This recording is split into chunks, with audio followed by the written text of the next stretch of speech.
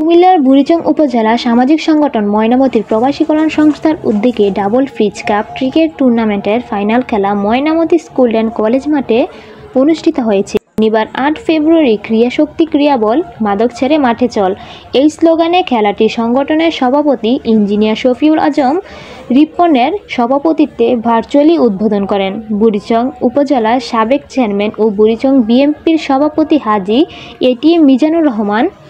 এতে বিশেষ অতিথি হিসেবে উপস্থিত ছিলেন ময়নামতি উচ্চ বিদ্যালয় ও কলেজের অধ্যক্ষ Shahjahan Bhuiyan, Comilla public school and কলেজের অধ্যক্ষ ও ময়নামতি বিএনপির সভাপতি মোহাম্মদ সালাউদ্দিন।